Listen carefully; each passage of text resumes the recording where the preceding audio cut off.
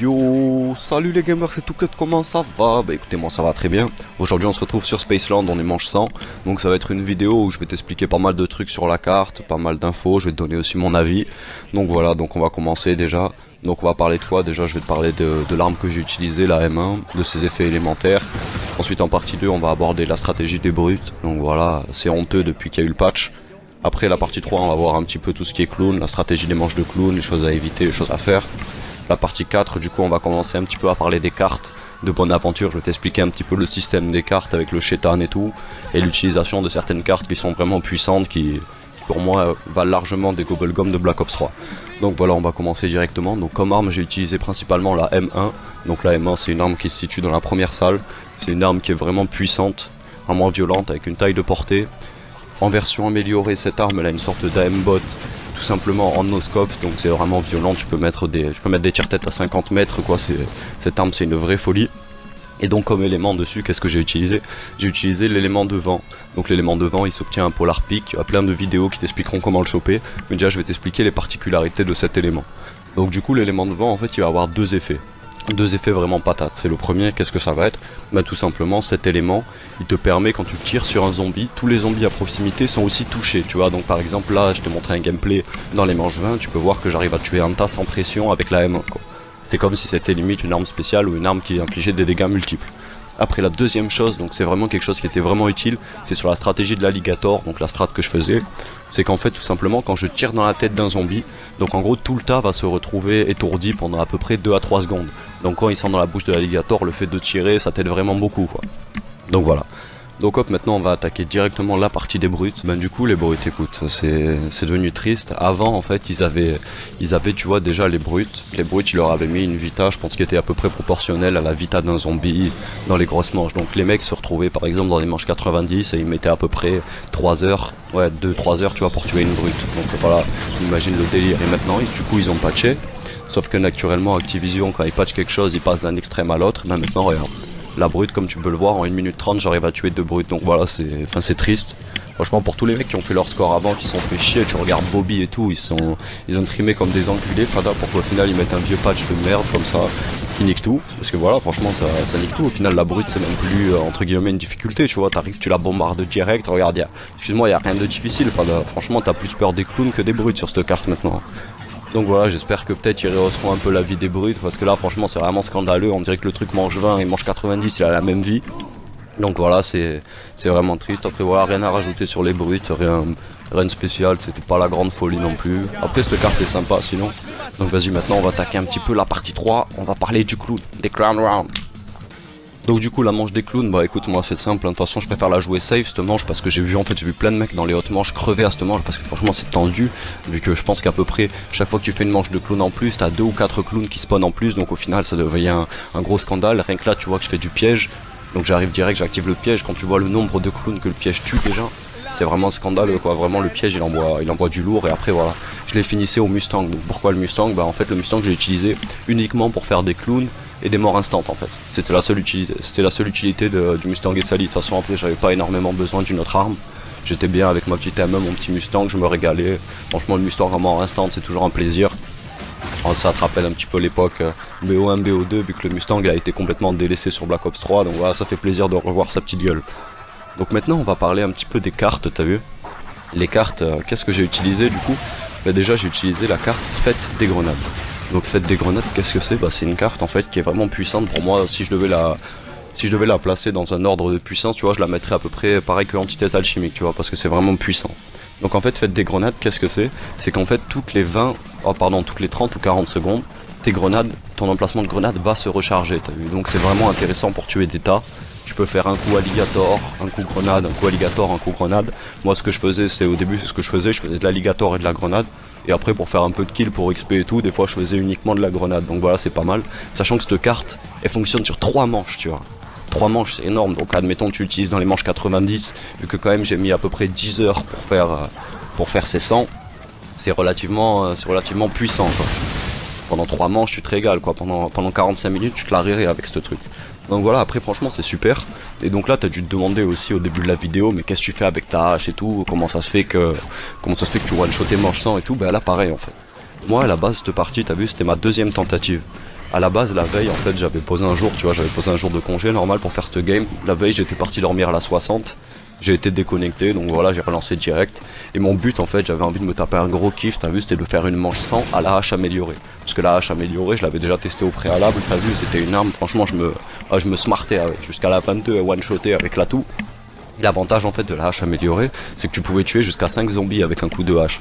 Donc c'était vraiment énorme, tu sais, contrairement aux armes de Black Ops 3 ou que t'avais en faisant des speedruns, par exemple 20 manches en 20 minutes et tout, qui elles par contre tuaient qu'un zombie à la fois. Cette hache en améliorée, elle était vraiment géniale, donc c'était pour ça. Moi j'avais vraiment envie de me taper un gros kiff là, de faire grosse manche 100 en mode Dead Island là, en mode défouraillage à la hache, un gros plaisir, mais bon. Au final quand j'ai vu ça, tu vois, j'étais vraiment dégoûté quand j'ai vu que j'arrivais à en tuer que un par un, donc je me suis dit vas-y, je me suicide. Après on va parler aussi un petit peu des downs, donc les downs tu as dû les voir un petit peu plus tôt dans la vidéo. Donc au final c'est down, voilà. Franchement c'est vraiment du manque d'attention en fait, tout simplement. C'est down, c'est que je jouais, je faisais plusieurs choses à côté et tout, je me concentrais pas pleinement sur ma partie. Après voilà, tu vois, moi j'ai bien apprécié cette partie quand même. Après si je dois refaire la carte, en toute honnêteté je la referai en local tout simplement parce que en fait c'est pas comme Black Ops 3 on va dire au niveau des Gobble-Gum et tout.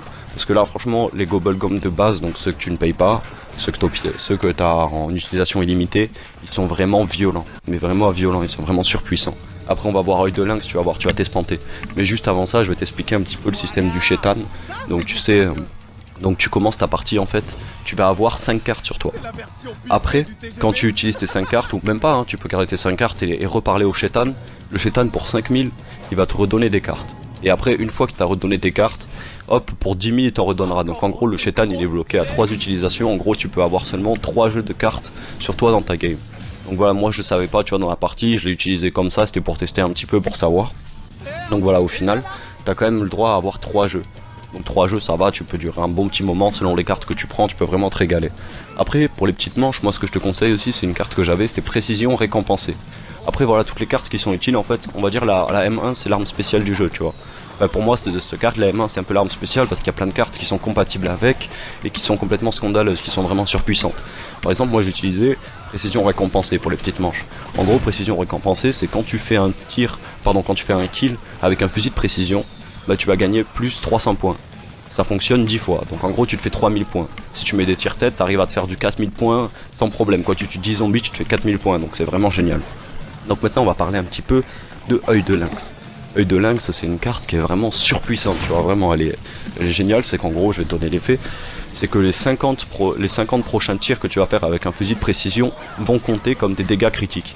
Moi au début t'as vu quand j'avais commencé à jouer avec et tout, je me suis dit ouais en gros ça veut dire genre tu vas tirer dans le pied, ça va faire l'équivalent en dégâts de tir tête quoi. Sauf qu'au final ben non, c'est un one shot. C'est un one shot, genre en gros c'est trop puissant.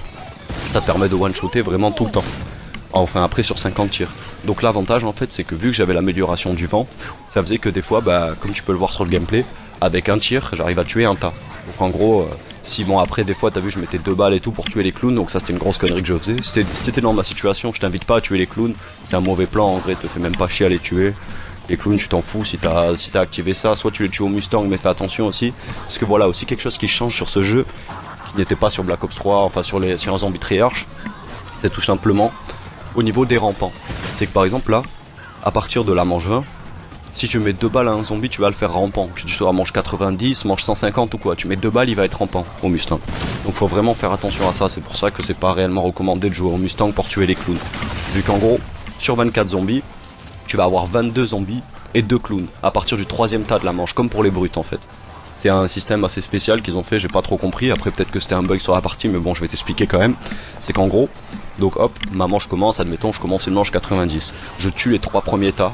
Les 3 premiers tas de la manche 90 ça va être uniquement des zombies, je n'aurai pas de clowns, je n'aurai pas de brutes. Et en gros à partir des 3 tas, là ça va commencer à spawner, donc en gros tu vas savoir si t'as les brutes. Moi dans ce game j'étais relativement, enfin je suis parti bien, parce que tout simplement en fait j'avais la manche des clowns juste avant la manche des brutes. Donc en gros dès que je faisais la manche clown, je savais qu'à la manche d'après soit j'avais les brutes, ou soit encore à celle d'après, tu vois. Donc au final c'était pas mal pour me caler et tout, je voyais à peu près comment j'étais.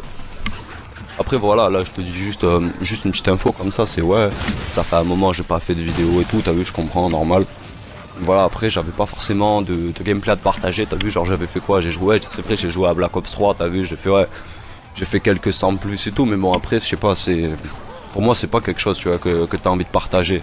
Sur Black Ops 3 frère, je sais pas, c'est triste, tu campes comme un escroc, tu sais, le truc c'est...